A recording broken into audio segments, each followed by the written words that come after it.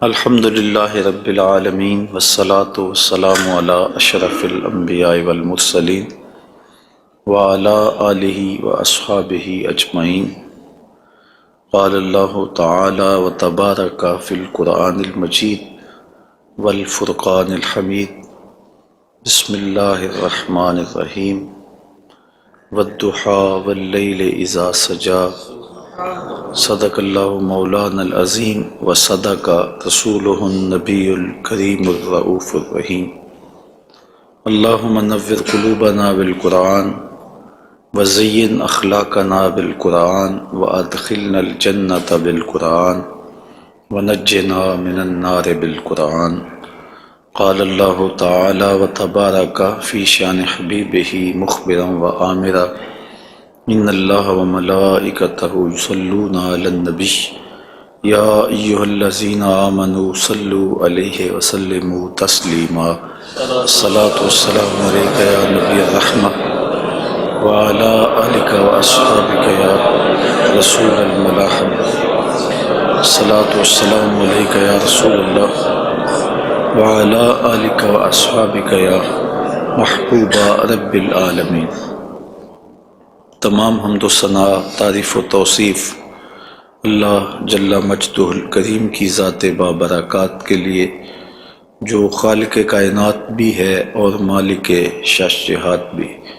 اللہ جل وعلا کی حمد و ثناء کے بعد رسول رحمت، شفیع معظم، نبی محتشم، اللہ کے پیارے، امت کے سہارے، رب کے محبوب، دانائے غیوب، مالک رقاب امم، فخر عرب و عجم، والی کون و مکان، سیاہ لا مکان، سید انس و جاں، سرور لالا رخاں، نیر تاباں، سر نشین مہوشاں، ماہ خوباں، شہنشاہ حسینہ، تتمہ دوراں، سرخیل زہرہ جمالاں، جلوہ صبح ازل، نور ذات لم یزل، باعث تکوین عالم، فخر آدم و بنی آدم، نیر بطحا، رازدار ما اوہا، شاہد ما طغا، صاحب علم نشرہ، معصوم آمنہ احمد مجتبی، حضرت محمد مصطفیٰ صلی اللہ علیہ وآلہ وسلم کے حضور ناز میں اپنی عقیدتوں، ارادتوں اور محبتوں کا خراج پیش کرنے کے بعد، عالی مرتبت محتشم سامعین، السلام علیکم ورحمۃ اللہ وبرکاتہ۔ ماہ نور ربیع الاول اپنی تمام تر رعنائیوں کے ساتھ جلوہ گر ہوا جا رہا ہے، اور ہم حضور نبی رحمت صلی اللہ علیہ وآلہ وسلم کے شمائل پر کچھ باتیں آپ کے سامنے رکھنا چاہ رہے ہیں۔ اللہ تعالیٰ کلمات حق زبان پہ جاری فرمائے، اور حضور کے جمال جہاں آرا کی برکتوں سے ہماری روحوں میں نکھار پیدا فرمائے۔ علماء نے لکھا ہے کہ حضور کے حلیہ شریف کو بیان کرنے سے دلوں میں حضور کی محبت پیدا ہوتی ہے، اور سننے والوں کو، بیان کرنے والوں کو حضور کا پیار ملتا ہے، حضور کی محبت ملتی ہے، اور اس کی برکت سے حضور کے دیدار کی دولت بیدار بھی نصیب ہو جاتی ہے۔ ہماری آرزو ہے کہ ہم آقا و مولا حضور ختم المرتبت صلی اللہ علیہ وآلہ وسلم کے شمائل کا درس سنیں، بیان کریں، ہماری بھی قسمت جاگے، زندگی میں وہ شب بھی آئے کہ آنکھیں بند ہوں اور مقدر جاگ اٹھے، اور میں سو جاؤں یا مصطفیٰ کہتے کہتے، کھلے آنکھ صلی علی کہتے کہتے۔ باقی جہاں تک حضور کے شمائل کو بیان کرنے کا حق ہے، وہ کوئی بھی نہیں کر سکتا۔ ہم تو 14 صدیوں کے فاصلے پہ ہیں۔ جن لوگوں نے حضور کو دیکھا، وہ بھی حضور علیہ السلام کا حلیہ بیان کرنے سے اپنے آپ کو قاصر سمجھتے ہیں۔ فرماتے ہیں ہمارے میں طاقت نہیں کہ ہم حضور کا حلیہ بیان فرمائیں۔ چند اصحاب نے حضور کا حلیہ بیان کیا، بلکہ صحابہ ایک دوسرے سے پوچھتے تھے حضور کیسے تھے؟ میاں تم نے نہیں دیکھا؟ کہا دیکھ کر بھی نہیں دیکھا۔ ہمت ہی نہیں تھی کہ حضور کے جمال جہاں آرا کو آنکھ بھر کے دیکھ سکیں۔ جن لوگوں نے حضور کا حلیہ بیان کیا ہے یہ وہ لوگ ہیں جنہوں نے یا تو حضور کو بچپن میں دیکھا ہے یا بہت قریب رہے ہیں اور حضور کو سوئے ہوئے دیکھا ہے، تو وہ حضور کا حلیہ بیان فرماتے ہیں۔ حضرت حسان بن ثابت رضی اللہ تعالی عنہ حضور کا حلیہ بیان فرماتے ہیں، کہتے ہیں کہ میں جو حضور کے شمائل کو تمہارے سامنے رکھتا ہوں تو اس کی وجہ یہ ہے کہ مجھے حضور کو دیکھنے کا ایک طریقہ آ گیا تھا، اور وہ یہ کہ فلما نظرت الی انوارہ فودعت کفی علی عینی خوفا من ذہاب بصری، تو میں اپنی آنکھوں پہ انگلیاں رکھ کے انگلیوں کی اوٹ سے حضور کے چہرے کو دیکھتا تھا کہ حضور کے جلووں کی چمک سے میری آنکھوں کی بینائی نہ جاتی رہے۔ یہ کون کہہ رہے ہیں؟ حضرت حسان بن ثابت رضی اللہ تعالی عنہ۔ اور آپ سارے اچھی طرح جانتے ہیں کہ حضرت حسان بن ثابت شاعر ہیں، اور شاعر حسن دیکھنے میں بڑا دلیر ہوتا ہے، اور وہ جو شاعر ہے اور حسن دیکھنے میں دلیر ہے وہ بھی آنکھوں پہ انگلیاں رکھ کے دیکھ رہا ہے، اور ابھی یہ حسن ظاہر نہیں ہوا۔ امام قرطبی علیہ رحمہ لکھتے ہیں کہ حضور نبی رحمت صلی اللہ علیہ وآلہ وسلم کا حسن ظاہر نہیں ہوا تھا، اور اگر جمال رسول صلی اللہ علیہ وآلہ وسلم کا ظہور ہو جاتا تو کوئی دیکھنے کی تاب ہی نہ رکھتا۔ حضور کے جمال جہاں آرا پر 70,000 بشریت کے پردے رکھے گئے، لیکن اس چھپے ہوئے حسن کو بھی دیکھنے کی تاب نہیں ہے، اور اگر یہ حسن بے نقاب ہوتا تو کیا ہوتا؟ یہی بہتر ہے کہ وہ پردے میں روح پوش رہے، وہ اگر پردہ اٹھا دے تو کسے ہوش رہے۔ حضرت شاہ ولی اللہ محدث دہلوی علیہ رحمہ نے اپنے والد حضرت شاہ عبد الرحیم محدث دہلوی علیہ رحمہ سے روایت کیا ہے کہ میرے والد شاہ عبد الرحیم خواب میں حضور کی زیارت کی، اور یہ بات آپ اچھی طرح جانتے ہیں کہ جس نے حضور کو خواب میں دیکھا اس نے حضور کو ہی دیکھا۔ شیطان خواب میں آ کر بھی حضور کی مثل ہونے کا دعویٰ نہیں کر سکتا۔ تو خواب میں حضور کو دیکھا اور عرض کی یا رسول اللہ صلی اللہ علیہ وسلم، آپ نے فرمایا ہے انا املہ و اخی یوسف اصبہ، میں نمکین حسن والا ہوں اور میرا بھائی یوسف میٹھے حسن والا تھا۔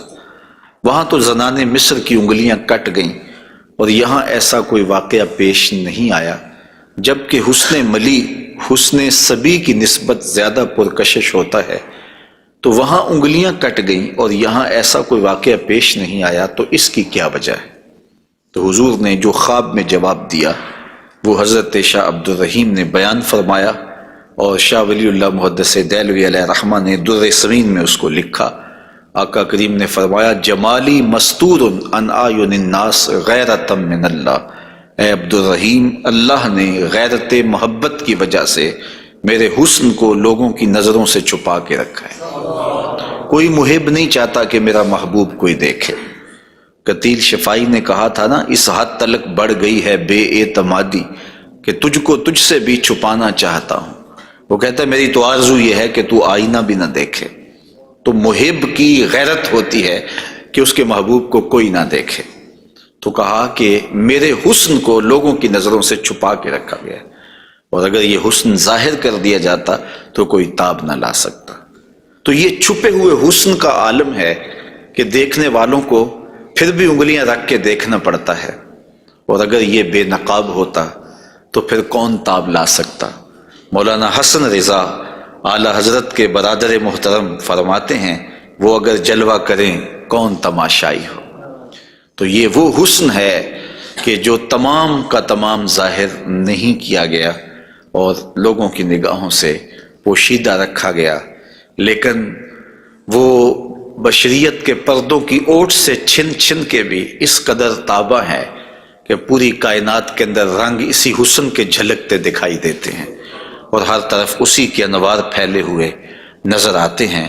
تو حضور کے حسن کا بیان، حضور کے حسن کا ذکر اگرچہ انسانی استطاعت میں نہیں ہے اور اس کے بس میں نہیں ہے، لیکن اس کے باوجود صحابہ کے دور سے لے کر آج تک لوگوں کا یہ محبوب موضوع رہا ہے کہ وہ حضور علیہ السلام کے حسن کا ذکر کر کے اپنے قلب کی تسکین کا ساماں کرتے ہیں۔ علماء نے یہ بھی لکھا ہے کہ جو شخص حضور کے حسن کو بیان کرے، لوگوں کے دلوں میں اس کے لیے پیار پیدا ہو جاتا ہے۔ آج ہر شخص چاہتا ہے کہ میں ہر دل عزیز ہو جاؤں، تو یہ سادہ سا نسخہ ہے کہ کائنات میں حضور کے حسن کے تذکرے کیا کرو، دنیا تم سے پیار کرنے لگ جائے گی۔ تم محبوب الخلائق بن جاؤ گے اگر تم اس محبوب دو عالم کے حسن کو لوگوں کی نظروں کے سامنے بیان کرو گے۔ انشاءاللہ حضور کے مختلف اعضاء کے حسن کا ذکر ترتیب وار کیا جائے گا، اور اہل محبت نے اور اصحاب رسول نے اس پر کیا محبتوں کے پھول پیش کیے ہیں۔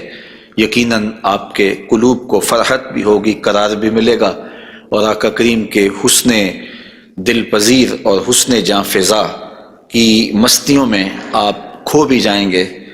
حضرت جابر بن سمرہ رضی اللہ تعالی عنہ فرماتے ہیں کہ لیلۃ الادحیان تھی، 14ویں رات کا چاند تھا، اور حضور یمنی چادر اوڑے ہوئے استراحت فرما رہے تھے، اور میں کبھی آسمان کو دیکھتا تھا، کبھی حضور کے جمال جہاں آرا کو دیکھتا تھا، اور یہ سوچتا تھا کہ میں فیصلہ کروں کہ آسمان کا چاند سونا ہے یا مدینے کا چاند سونا ہے۔ تو حضرت جابر بن سمرہ رضی اللہ تعالیٰ عنہ فرماتے ہیں پھر میں نے فیصلہ کیا فائزہ ہوا احسن عندی من القمر، میں نے کہا آسمان کا چاند نہیں، مدینے کا چاند سونا ہے، چونکہ چاند کی چمک بھی حضور کے در کی خیرات ہے۔ چاند کو، سورج کو، شمس و قمر کو جو روشنیاں دی گئی ہیں وہ حضور کے صدقے سے دی گئی ہیں۔ تو کائنات میں جہاں بھی اجالا ہے، جہاں بھی روشنیاں ہیں، جہاں بھی نور ہے، وہ نور حضور علیہ السلام کا ہی ظہور ہے، اور حضور کا نور ہے کہ جو کسی سے مستعار نہیں لیا ہوا، وہ حضور کا اپنا نور ہے، اپنا حسن ہے۔ علامہ بوصیری علیہ رحمہ نے کتنی خوبصورت بات کہی، منزہ عن شریک فی محاسنہ فجوہر الحسن فیہ غیر منقسم، کہ حضور اپنے محاسن میں، اپنے کمالات میں کسی شریک سے منزہ ہیں، اور آپ کا جوہر حسن جو ہے وہ غیر منقسم ہے۔ تو حضور کا حسن کسی سے مستعار نہیں لیا ہوا، بلکہ پوری کائنات کو جو حسن ملا ہے وہ حضور کی دہلیز کی عطا ہے، حضور کی چوکھٹ کی خیرات ہے۔ تو زمانہ چمک رہا ہے تو حضور کے انوار سے، اور بریلی سے آج بھی آواز آ رہی ہے، چمک تجھ سے پاتے ہیں سب پانے والے، میرا دل بھی چمکا دے چمکانے والے۔ تو ساری روشنیاں اسی دہلیز سے پھوٹتی ہیں، اسی در سے پھوٹتی ہیں، سارے اجالے اسی چوکھٹ سے نکلتے ہیں۔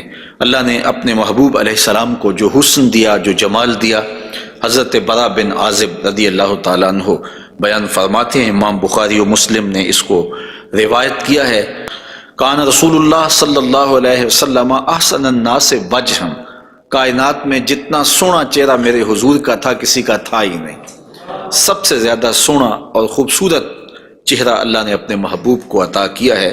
اور حضرت ابو ہریرہ رضی اللہ تعالی عنہ سے معروف روایت ہے، جس کو امام ترمذی نے اور باقی محدثین نے روایت کیا ہے، حضور فرماتے ہیں حضرت ابو ہریرہ، ما رأیت شیئا احسن من رسول اللہ صلی اللہ علیہ وسلم، میں نے حضور سے سونا کوئی دیکھا ہی نہیں۔ اور حضرت حسان بن ثابت کہتے ہیں کہ آج تک کسی ماں نے ایسا سونا جنم ہی نہیں دیا، سونا دیکھتے کیسے، کسی ماں نے ایسا جنم ہی نہیں دیا۔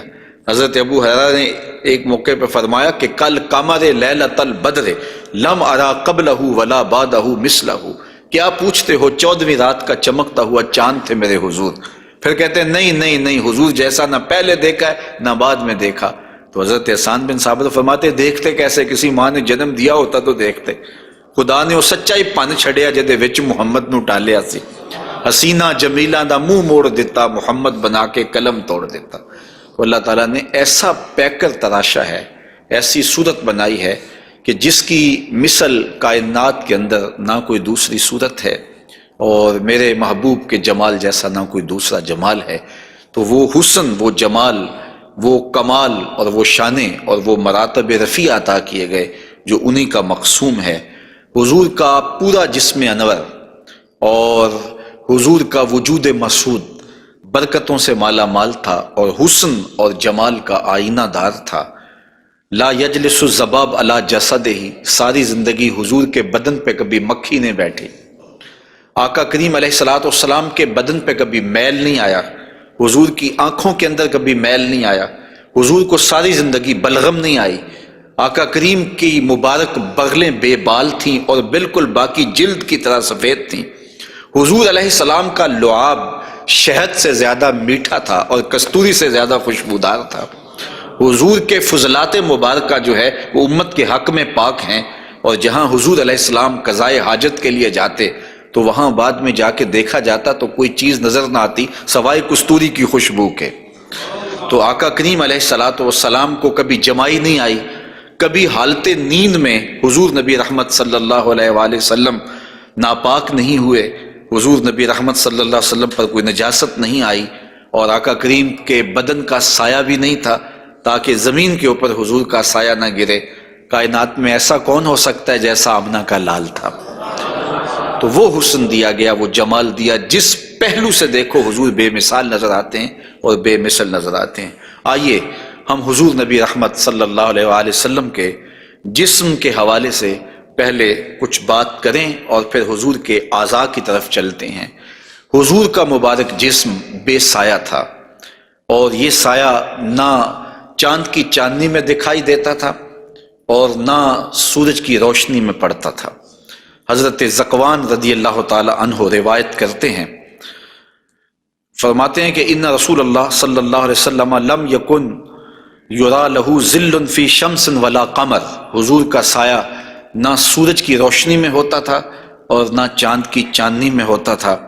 اور حضرت عثمان رضی اللہ تعالی عنہ خلیفہ ثالث رضی اللہ تعالی عنہ اس کی وجہ بیان فرماتے ہیں کہ حضور کا سایہ کیوں نہیں تھا۔ فرماتے ہیں ان اللہ ما اوقع ظلک علی الارض لئلا یدع انسان قدمہ علی ذلک الظل، اللہ تعالیٰ نے محبوب کا سایہ زمین پہ اس لیے نہیں پڑنے دیا کسی انسان کا قدم محبوب کے سائے پہ نہ آ جائے۔ اللہ اکبر۔ لیکن حضرت شیخ احمد مجدد الفسانی علیہ رحمہ نے ایک بڑی خوبصورت بات کہی، اور ہمارے لیے وہ بڑی ٹھنڈک اور بڑی تسکین کا سامان ہے۔ وہ فرماتے ہیں کہ اورا صلی اللہ علیہ وسلم سایہ نبود، آقا کریم علیہ السلام کا سایہ نہیں تھا۔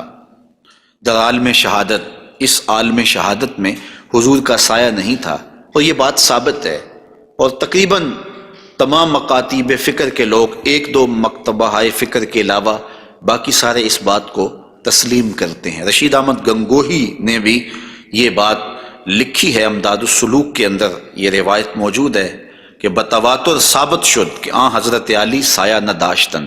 وہ کہتے ہیں کہ یہ بات تواتر کے ساتھ ثابت ہے کہ جناب صلی اللہ علیہ وسلم کا سایہ نہیں تھا۔ تو حضرت شیخ فرماتے ہیں کہ عالم شہادت میں حضور کا سایہ نہیں تھا۔ شیخ احمد مجدد الفسانی، کیوں سایہ نہیں تھا؟ فرماتے ہیں سایہ ہر شخص از شخص لطیف تر است، کسی چیز کا سایہ اس شے سے زیادہ لطیف ہوتا ہے، چوں لطیف تر از وے صلی اللہ علیہ وآلہ وسلم در عالم نہ باشد پورا سایہ چے صورت دارد۔ جب حضور سے لطیف کائنات میں شے ہی کوئی نہیں ہے تو پھر سایہ کیا معنی رکھتا ہے؟ کائنات میں حضور سے لطیف ہے ہی کوئی چیز نہیں ہے، حضور کی مثل عالم امکان میں ممکن ہی نہیں ہے۔ اب مجھے یہ بتائیں کہ جس کا سایہ بھی نہیں تھا اس کا ثانی ہو سکتا ہے؟ تو یہ کون خاکے تراش رہے ہیں؟ کس کے خاکے تراش رہے ہیں؟ خاکے تو خاکیوں کے ہوتے ہیں۔ جو پیکر نور ہو، جس کا سایہ بھی نہیں ہے، اس کے خاکے کیسے ہو سکتے ہیں؟ تو حضور کی مثل تو بزم عالم میں ممکن ہی نہیں ہے۔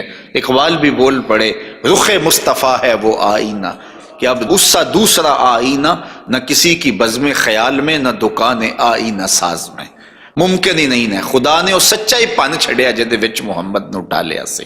تو آقا کریم علیہ الصلوۃ والسلام کا سایہ نہیں بنایا، اور کائنات کے اندر وہ بے مثل بھی ہیں، وہ بے مثال بھی ہیں۔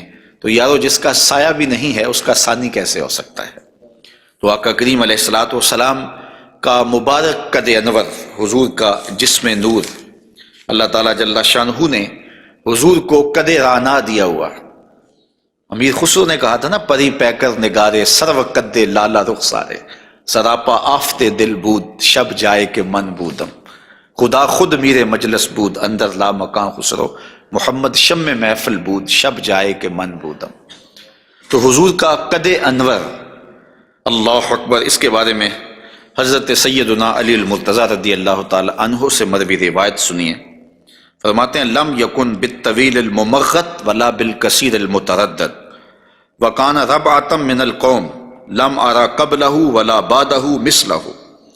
فرمایا کہ حضور علیہ السلام کا قد لمبا بھی نہیں تھا، حضور پست قامت بھی نہیں تھے، حضور درمیانی قد و قامت کے حامل تھے۔ پھر آگے کہتے ہیں نہیں حضور جیسا نہ پہلے دیکھا نہ بعد میں دیکھا۔ اور حضرت انس رضی اللہ تعالیٰ عنہ فرماتے ہیں کان رسول اللہ صلی اللہ علیہ وسلم لیس بالذاہب طولا وفوق الربا اذا جامع القوم غمرہم۔ فرماتے ہیں حضور پست قامت نہیں تھے، حضور درمیانی قد و قامت کے تھے۔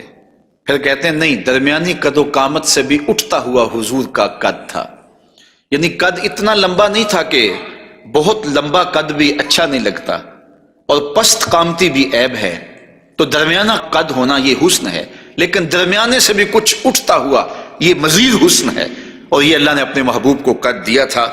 لیکن اس کے ساتھ یہ شان تھی کہ لمبے لمبے قد والے لوگ موجود ہوتے اور حضور بھی ان میں موجود ہوتے۔ اذا جامع القوم غمرہم، جب حضور تشریف فرما ہوتے تو حضور سب سے اونچے دکھائی دیتے، قد درمیانہ تھا لیکن دکھائی اونچے دیتے۔ علماء نے اس کی تشریح میں لکھا ہے کہ حضور علیہ الصلوۃ والسلام کا یہ معجزہ تھا، یہ شان تھی، یہ نبوی وجاہت تھی کہ حضور سب سے اونچے دکھائی دیتے تھے۔ ام معبد جو حضور کا حلیہ بیان کرتی ہیں، اور انشاءاللہ ان سے مروی روایت اور ان کا تفصیلی واقعہ ہم آگے چل کے بیان بھی کریں گے، تو وہ حضور کے قد پر کہتی ہیں غصن بین غصنین، دو شاخوں کے درمیان اٹھتی ہوئی جیسے شاخ ہوتی ہے، اس طرح حضور کا قد رانا تھا۔ تو آقا کریم علیہ السلام کا قد، اللہ اکبر۔ حضرت انس سے ایک اور روایت سن لیجئے، وہ فرماتے ہیں کان رسول اللہ صلی اللہ علیہ وآلہ وسلم احسن الناس قواما و احسن الناس وجہا۔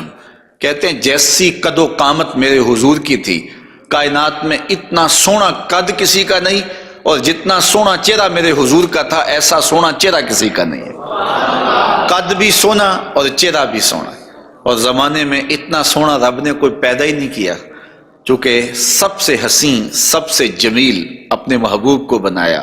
لکھاں آئے لوگ زمانے تے محبوب خدا جیا کوئی نہیں، لکھاں سونے بن بن بیندے نے اودی خاکے پا جیا کوئی نہیں۔ جو حسن انہیں دیا، جو جمال انہیں دیا، وہ انہی کی خوبی ہے۔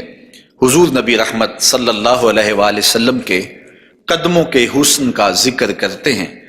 حضرت نبی رحمت صلی اللہ علیہ وآلہ وسلم کے مبارک قدموں کی جو ہتھیلیاں تھیں وہ پرگوشت تھیں، اور انگلیاں قوی بھی تھیں، مضبوط تھیں اور خوشنما تھیں، اور مبارک تلوے گہرے تھے اور صاف تھے، نرم تھے اور چکنے تھے۔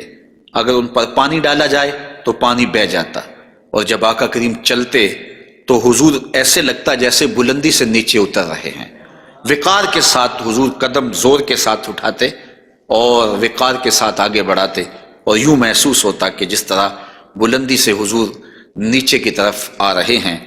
آقا کریم علیہ الصلوۃ والسلام بہت تیز چلتے نہیں تھے، لیکن ایسے لگتا تھا جس طرح زمین حضور کے لیے لپیٹ دی گئی ہے، اور اگر لوگ حضور کے ساتھ چلنا چاہتے تو حضور کے ساتھ چل نہیں سکتے تھے۔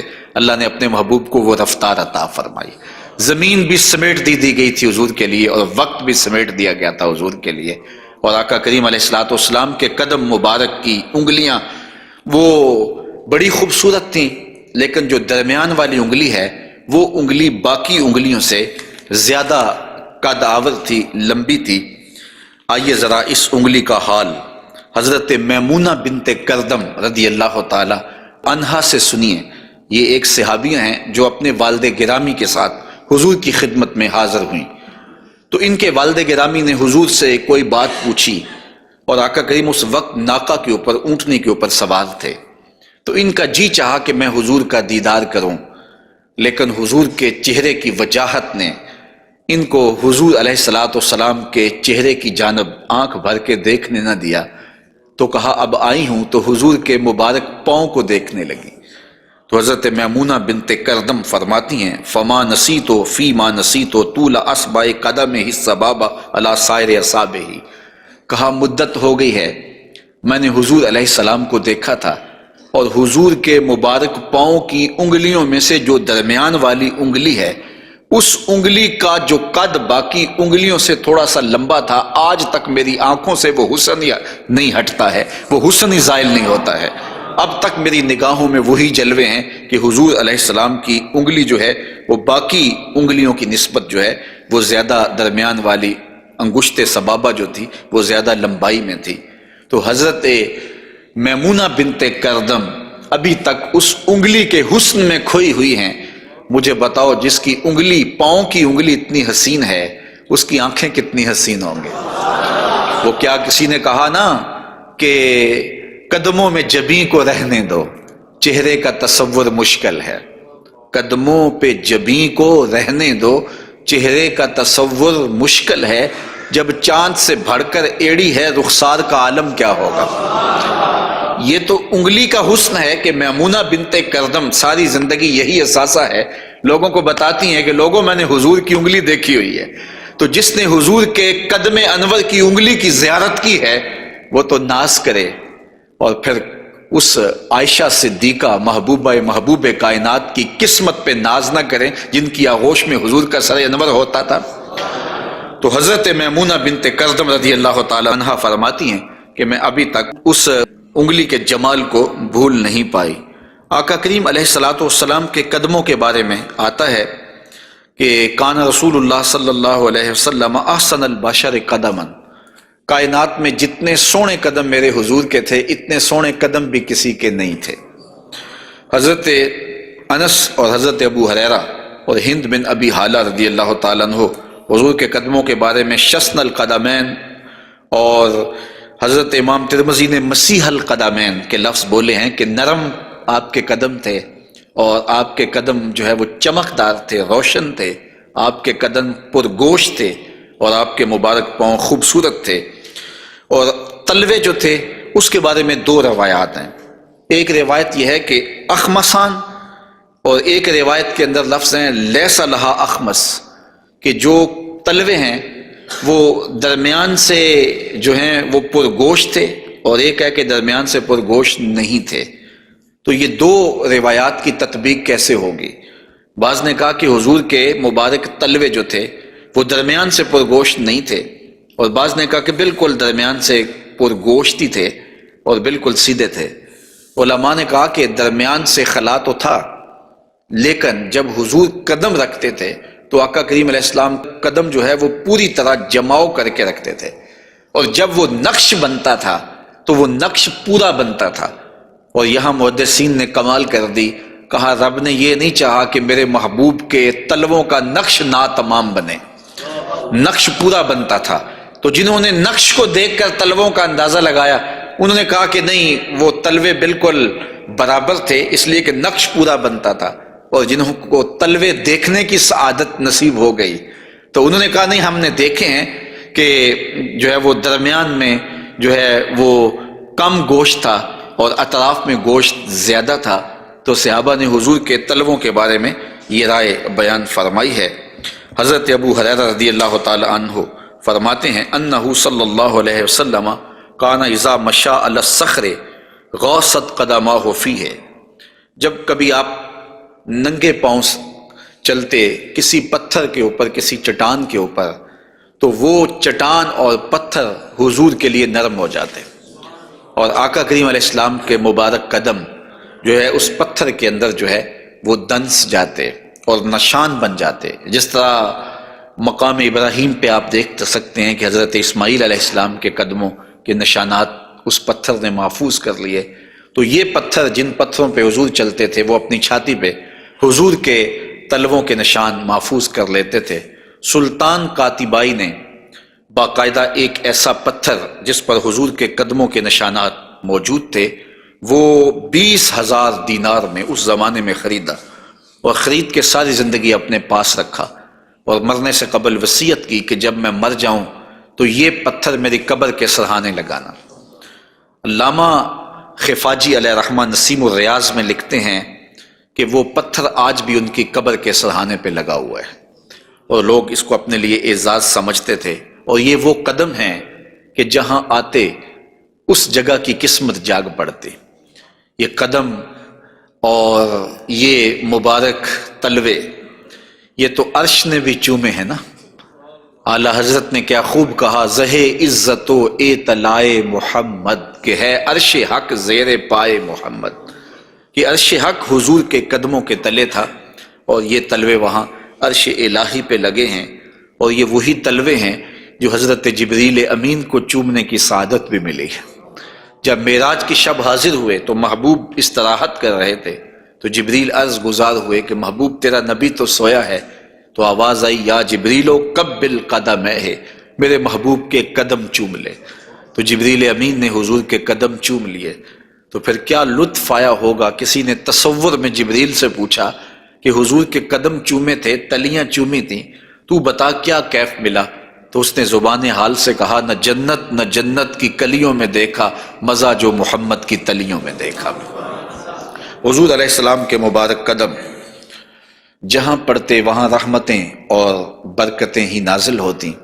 ذی المجاز کی منڈی میں اپنے چچا کے ساتھ حضرت علی المرتضیٰ رضی اللہ تعالیٰ عنہ کے والد جناب ابو طالب کے ساتھ حضور جا رہے تھے۔ انہوں نے کہا کہ مجھے تو بڑی سخت پیاس لگی ہے، تو آقا کریم علیہ الصلوۃ والسلام نے سواری سے اتر کے زمین پر زور سے اپنا پاؤں مارا، تو جب آپ نے پاؤں مارا تو چشمہ پھوٹ پڑا، اور اپنے چچا سے کہا کہ یہاں پانی پی لیجیے گا۔ اور حضور علیہ الصلوۃ والسلام کی مبارک ایڑیاں جو ہیں ان کے بارے میں ہے کہ وہ کم گوشت تھیں، ان پر زیادہ گوشت نہیں تھا، اور آقا کریم علیہ الصلوۃ والسلام اس ایڑی کو بھی جہاں لگاتے وہاں حالات رحمتوں بھرے ہو جاتے۔ حضرت جابر رضی اللہ تعالی عنہ کا اونٹ تھا، ایک سفر میں وہ حضور کے ساتھ تھے کہ وہ تھک گیا اور اس سے چلا نہیں جاتا۔ حضور کی سواری گزری تو انہوں نے عرض کی، یا رسول اللہ صلی اللہ علیہ وسلم، یہ میرا اونٹ ہے اور تھک گیا ہے، اور میں قافلے کے ساتھ کیسے سفر کر سکتا ہوں؟ تو آقا کریم علیہ السلام نے اپنی ایڑی سے اس کو ٹھوکر لگائی، فَنَشِطَ حَتَّى كَانَ لَا يَمْلِكُ زَمَامَهُ، وہ اتنا تیز ہوا کہ پھر اس کی باگ سنبھالی نہیں جاتی تھی۔ کچھ عرصے کے بعد حضور حضرت جابر سے پھر ملے، اور حضور نے پوچھا کہ وہ تمہارے اونٹ کا کیا بنا؟ تو انہوں نے کہا بخیرن قد اصابتہ برکتوں کا، حضور آپ کی برکت کی وجہ سے اب خیر ہی ہو گئی ہے۔ تو وہ تو اب سنبھالا نہیں جاتا ہے اور اتنا سری و رفتار ہو گیا ہے، اور یہ بات آپ کبھی بھی بھول نہیں سکتے ہیں کہ حضور احد پہ تشریف لے گئے تھے، تو وہ حضور کے آنے کی خوشی میں جھوم اٹھا تھا، تو حضور نے ایڑی ہی ماری تھی، زور کے ساتھ ایڑی لگاتے ہوئے حضور نے کہا فَضَرَبَهُ بِرِجْلِهِ فَقَالَ اُثْبُتْ، حضور نے کہا کہ اے احد رک جا، تو جھوم رہا ہے جانتا نہیں، فَإِنَّمَا عَلَيْكَ نَبِيٌّ وَصِدِّيقٌ وَشَهِيدَانِ، تیرے اوپر ایک اللہ کا نبی ہے، ایک صدیق ہے اور 2 شہید ہیں۔ اور پھر فوراً اس کا زلزلہ تھم گیا۔ اعلیٰ حضرت بولے، ایک ٹھوکر سے احد کا زلزلہ جاتا رہا، رکھتی ہیں کتنا وقار اللہ اکبر ایڑیاں۔ تو یہ حضور علیہ الصلوۃ والسلام کے مبارک قدم تھے کہ جن کی برکات زمانے کو نصیب ہوئی، اور یہ وہ قدم تھے جنہیں چوم لینا صحابہ اپنے لیے سعادت سمجھتے تھے۔ حضرت ذرا وفد عبد القیس میں آئے تو پھر انہوں نے حضور کی خدمت میں عرض کی کہ ہم آپ کے قدم اور آپ کے ہاتھ چومنا چاہتے ہیں، اور وہ آگے بڑھے۔ وہ خود فرماتے ہیں فَنُقُبِّلُ یَدَ رسول اللہ صلی اللہ علیہ وسلم وَرِجْلَهُ، ہم نے حضور علیہ الصلوۃ والسلام کے ہاتھ بھی چومے، ہم نے حضور کے پاؤں بھی چومے۔ حضرت صہیب رضی اللہ تعالی عنہ فرماتے ہیں کہ رأیت علیٰ یقبل ید العباس ورجلہ، میں نے دیکھا کہ حضرت علی اپنے چچا عباس کے ہاتھ بھی چومتے تھے اور پاؤں بھی چومتے تھے، اور یہ کیوں چومتے تھے؟ اس کی وجہ ایک دیگر حدیث میں حضرت ثابت رضی اللہ تعالی عنہ حضرت انس کے پاس آئے اور انہوں نے آ کے حضرت انس سے پوچھا کیا تم نے اس ہاتھ کو حضور کے ہاتھ سے مس کیا ہوا ہے؟ تو حضرت انس نے کہا کیوں نہیں، یہ سعادت مجھے ملی ہے کہ ان ہاتھوں نے حضور کے وجود کے بوسے لیے ہیں اور حضور کے وجود کو چھوا ہے۔ فقبلہا، تو حضرت ثابت نے حضرت انس کا ہاتھ چومنا شروع کر دیا کہ یہ وہ ہاتھ ہیں جنہوں نے حضور کو چوما ہوا ہے، جنہوں نے حضور کو چھوا ہوا ہے، جنہوں نے حضور کے بدن رحمت سے مس کیا ہوا ہے۔ تو حضرت علی المرتضیٰ حضرت عباس کے ہاتھ چومتے تھے، تو آقا کریم علیہ الصلوۃ والسلام کے قدم بھی، حضور کے ہاتھ بھی صحابہ عقیدت سے چوم لیا کرتے تھے، اور یہ واقعات کبھی ہوتے تھے اور عقیدت کا یہ رنگ صحابہ کے ہاں پایا جاتا تھا۔ حضور نبی رحمت صلی اللہ علیہ وآلہ وسلم وہ قدم جو برکتوں کے لیے، رحمتوں کے لیے اگر کسی اونٹ پہ لگتے ہیں تو وہ تیز ہو جاتا ہے، اور اگر زمین پہ مارتے ہیں تو چشمہ پھوٹ پڑتا ہے، اور اگر پہاڑ پہ لگاتے ہیں تو اس کا زلزلہ رک جاتا ہے۔ ان قدموں پہ کھڑے ہو کے ساری رات عبادت میں گزار دیتے ہیں، حتیٰ تتورم قدماہ، یہاں تک کہ حضور کے مبارک قدم سوج جاتے ہیں، اور اللہ کے یوں شکر گزار بندے بن کے اپنی زندگی حضور گزارتے ہیں۔ تو آقا کریم علیہ الصلوۃ والسلام کے مبارک قدم خوبصورت تھے، اور اس کی تلیاں بھی خوبصورت تھیں، قدموں کا حسن بے مثال تھا۔ اور آقا کریم علیہ السلام کی پنڈلیوں کے بارے میں، حضور کی پنڈلیوں کے بارے میں حضرت جابر بن سمرہ رضی اللہ تعالی عنہ سے مروی ایک روایت سنیے۔ فرماتے ہیں کان فی ساق رسول اللہ صلی اللہ علیہ وسلم حموشۃ، آقا کریم علیہ الصلوۃ والسلام کی مبارک جو پنڈلیاں تھیں وہ نرم و نازک، پتلی اور خوبصورت تھیں۔ اور آقا کریم کی پنڈلیوں کے بارے میں سراقہ بن مالک رضی اللہ تعالی عنہ نے جو کہا ہے وہ بڑی خوبصورت بات کہی ہے۔ آپ سمجھتے ہیں، آپ جانتے ہیں کہ جب حضور مکے سے ہجرت فرما کے مدینہ تشریف لے گئے تو 100 سرخ اونٹ انعام حضور کی گرفتاری کے لیے رکھا گیا۔ تو سراقہ بن مالک بھی حضور کو گرفتار کرنے کے لیے حضور کا پتہ اور حضور کی تلاش میں نکلا تھا اور حضور کو ڈھونڈ رہا تھا۔ خیر ایک مقام پہ حضور علیہ السلام سے ملاقات ہو گئی، تو یہ اپنے اس برے ارادے سے حضور کی طرف بڑھا تو اس کا اونٹ جو ہے وہ گھٹنوں تک زمین میں دنس گیا۔ اس نے معذرت کی، حضور نے دعا دی، وہ اونٹ باہر نکل آیا تو اس کی پھر نیت بدل گئی، تو پھر دوبارہ اونٹ جو ہے وہ گھٹن تک دنس گیا۔ خیر اس نے دوبارہ معذرت کی اور حضور سے کہا کہ آپ مجھے امان نامہ لکھ کے دیں۔ تو حضور نے ان کو امان نامہ دے دیا اور فرمایا کہ تو مجھے گرفتار کرنے کے درپے ہے اور میں تیرے ہاتھوں میں کسرا کے کنگن دیکھ رہا ہوں۔ تو یہ واپس پلٹ آئے، تو انہوں نے اس وقت حضور علیہ السلام کو دیکھا، تو یہ حضور کے حسن کا اور حضور کی پنڈلیوں کا ذکر کرتے ہیں، کیونکہ حضور سواری پہ تھے اور حضور کی پنڈلیاں انہیں دکھائی دی۔ تو حضرت سراقہ بن مالک کہتے ہیں کہ فلما دنوت منہ، جب میں حضور کے نیڑے ہوا اس نیت سے کہ میں حضور کو گرفتار کروں، وہو علی ناقتہ، تو حضور اپنی اونٹنی کے اوپر سوار ہیں۔ تو پھر کیا ہوا؟ تو جعلت انظر الی ساقہ، تو میں حضور کی پنڈلیوں کو دیکھنے لگا۔ ایسا جعلت انظر، میں دیکھنے لگا، میری نظر جم گئی حضور کی مبارک پنڈلی پر۔ وہ کس طرح کہ اتنی خوبصورت تھی، کہتے ہیں کأنہا جمارہ، پنڈلی ایسے تھی جس طرح جمارہ ہوتا ہے۔ آپ نے کبھی دیکھا ہو کھجور کا درخت، تو کھجور کے درخت سے نیچے شاخیں پھوٹتی ہیں، تو جب نئی شاخ نکلتی ہے تو وہ اتنی خوبصورت ہوتی ہے اور اتنی نرم اور نازک اور گداز ہوتی ہے کہ اس کو چھو لینے کو جی چاہتا ہے۔ تو اس شاخ کو عربی میں جمارہ کہتے ہیں۔ تو وہ کہتے ہیں میں حضور کی پنڈلیوں کا کیا بتاؤں، جس طرح وہ کھجور کی تازہ شاخ نکلتی ہے جس کو دیکھنے سے جی نہیں رجتا، حضور کی پنڈلیاں جمارہ کی طرح تھیں۔ تو یہ انہوں نے ایک اپنے محاورے کے مطابق مثال دی، ورنہ حضور علیہ الصلوۃ والسلام کی پنڈلیوں کے لیے کوئی لفظ ہی نہیں ہے جو اللہ نے اپنے محبوب کو پنڈلیوں کا حسن دیا۔ اچھا، حضور کی پنڈلیوں کے بارے میں سنو میرے امام اعلی حضرت نے کیا کہا، کمال کر دی۔ ساک اصل قدم شاخ نخل کرم، اعلی حضرت فرماتے ہیں ساک اصل قدم، جو پنڈلی ہے، جو قدم کی اصل ہے، شاخ نخل کرم، جو کرم کی کھجور ہے، یہ اس کی شاخ ہے۔ اللہ اکبر، شم راہ اصابت پہ لاکھوں سلام۔ تو حضور علیہ الصلوۃ والسلام کو اللہ تعالیٰ نے پر نور، پتلی اور جو ہے وہ گوری رنگت کی اور لطیف اور خوبصورت پنڈلیوں سے نوازا تھا۔